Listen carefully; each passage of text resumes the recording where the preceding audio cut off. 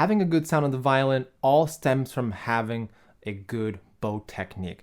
And in today's video, I'm gonna help you how to master one specific element of your bow technique so that way you can get the articulation you want and to get the sound that you want. Hi, my name is Eric and I'm your guide to helping you become a better violinist. So let's talk about the bow.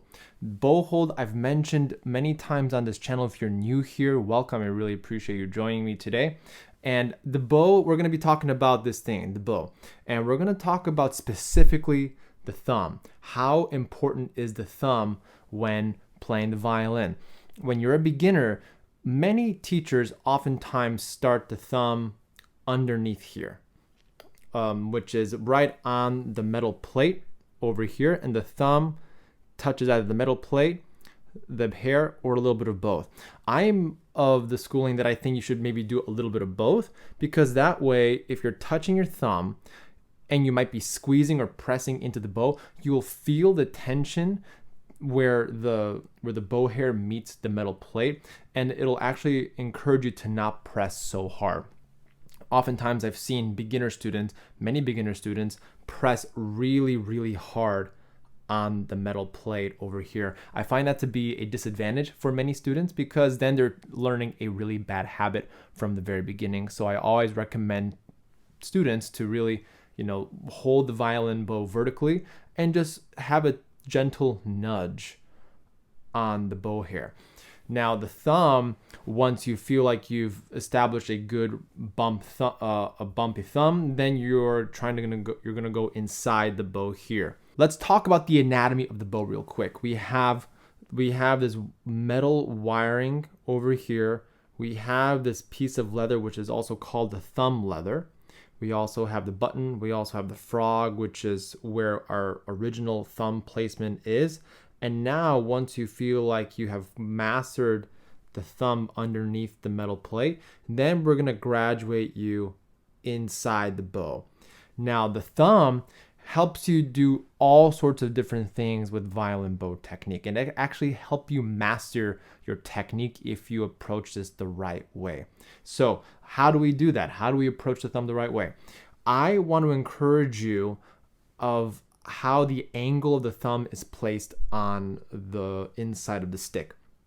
To me, the thumb should be touching a little bit of the thumb leather, the stick, and this part of the frog, this little edge here. Violin bow actually has had many different designs throughout the course of its history, but this is the modern bow that we play on today because it allows us to sustain sound, it allows us for different articulation, and provides a louder sound, a louder, larger sound. So the thumb over here, you can see that my thumb is placed. Now I want you to take a look at how my hand moves when my thumb moves inward.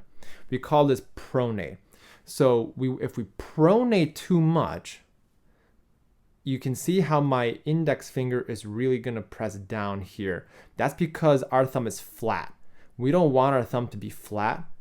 We want our thumb to be at an angle. And when we're practicing the thumb on the metal plate here, it is very easy to go with a flat thumb. And you can see how my entire hand actually moves over to the side here. That's a little bit too much pronation.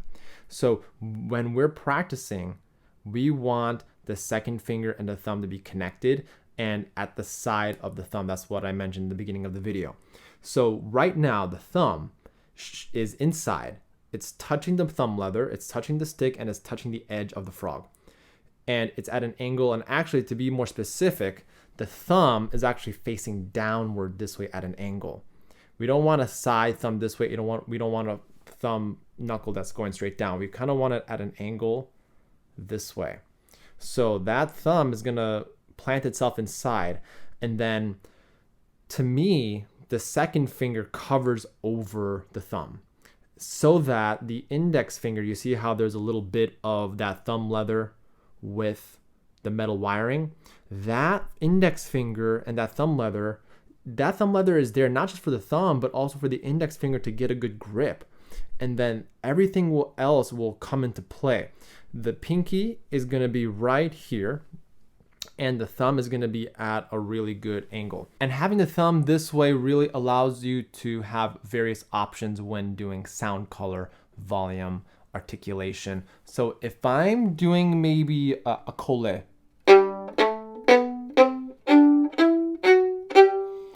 you can see a lot of my pinky, but underneath the surface, I'm really moving my thumb, this part, I'm moving it forward and backwards.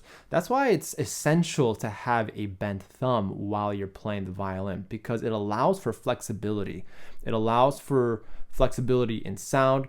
It allows for flexibility in color. So if I'm maybe, also another example is when I'm transitioning from a down bow to an up bow or vice versa. Let's maybe do an up bow to a down bow. So I'm doing a, my goal is to have a very smooth bow change. And without the thumb, it's very difficult to achieve that. I will rely more on my arm to really achieve this goal. Yes, you're doing an up bow and a down bow and the sound is clear, but the bow changes are really distinct, as you can see and hear. I'm not moving any of my fingers, but if I move my thumb and my pinky, the bow changes are a lot smoother, and you're not going to find this scratchy sound when you're doing things with your thumb. That's the observation with the thumb. So how do we apply this in our everyday practice? Well, first off, you just want to do something basic, like just hold your hand in the fist and just relax. Every single finger should be more or less bent, especially the fingers 1, 2, 3, then the pinky and the thumb. Now the thumb doesn't have to be bent out this way. It just needs to be, it just cannot be going this way.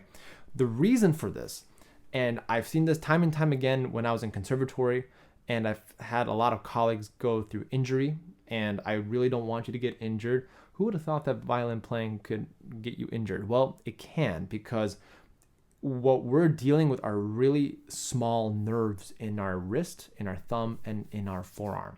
So the more you squeeze the thumb this way, you can see that there's already a pronunciation of my hand near the palm.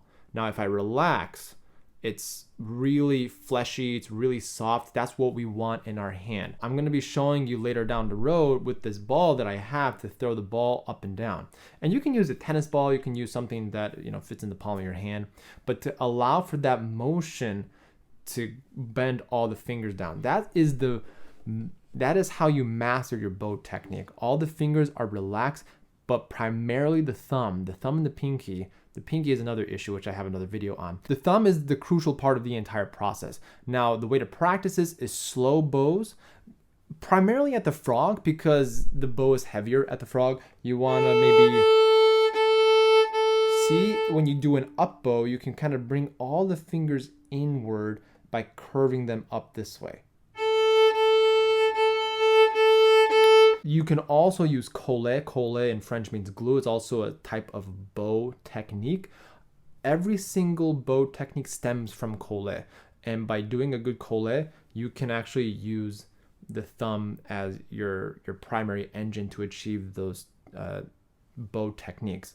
So there you have it. That is how you get to violin bow mastery, by doing all sorts of things with the violin bow. It all stems from the thumb. Now, if you want more violin videos like this, please make sure to hit the subscribe button, hit the bell notifications, so that way you get notified for when these types of videos come out. But if you want more detail on the bow hold, I have a couple videos right over here for you to take a look at.